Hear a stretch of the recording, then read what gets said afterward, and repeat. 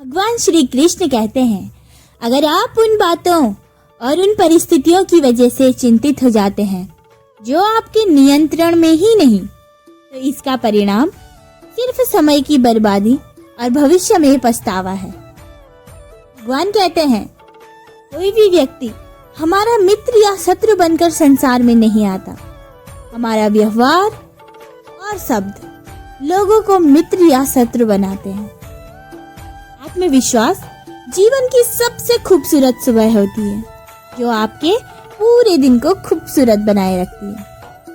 भगवान श्री कृष्ण कहते हैं, जब कोई हाथ और साथ दोनों छोड़ देता है, तब कुदरत कोई न कोई उंगली पकड़ने वाला भेज देती है। इसी का नाम जिंदगी है।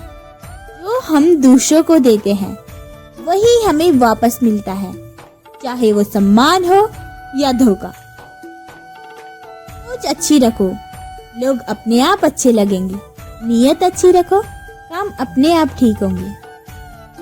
गलत को गलत कहने की हिम्मत रखो, चाहे वो अपना ही क्यों ना हो। और सही को सही कहने की हिम्मत रखो, चाहे वो पराया ही क्यों ना हो।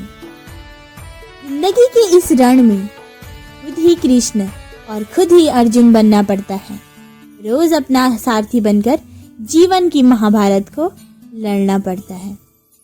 अगर आप किसी को छोटा देख रहे हो, या तो आप उसे दूर से देख रहे हो या फिर अपने भीतर के अहंकार से। जैसे तेल समाप्त होने पर दीपक बुझ जाता है, उसी प्रकार कर्म के क्षीण होने पर भाग्य भी नष्ट हो जाता है। याद रखना, अगर बुरे लोग सिर्फ समझाने से समझ जाते तो बांसुरी बजाने वाला कभी महाभारत नहीं होने देता।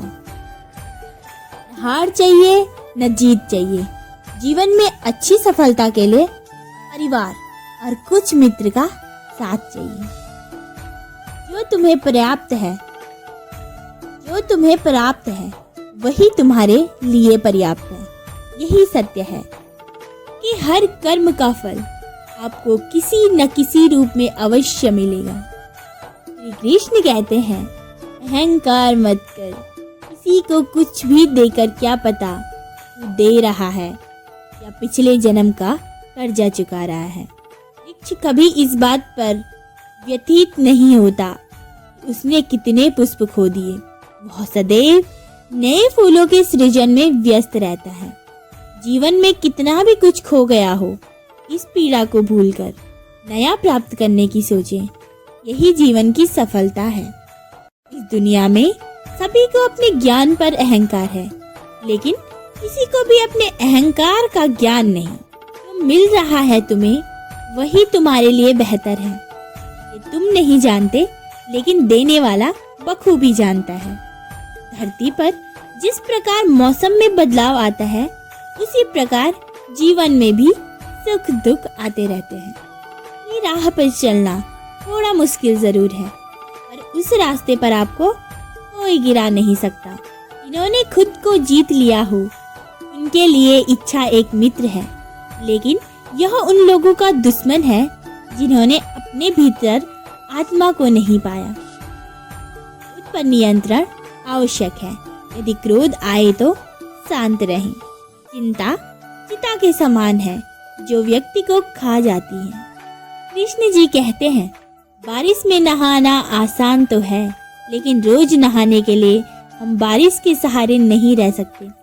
इसी प्रकार भाग्य से कभी कभी चीजें आसानी से तो मिल जाती हैं, किंतु हमेशा भाग्य के भरोसे नहीं रहा जाता। भगवान कहते हैं, उदास मत हो, मैं तेरे साथ हूँ।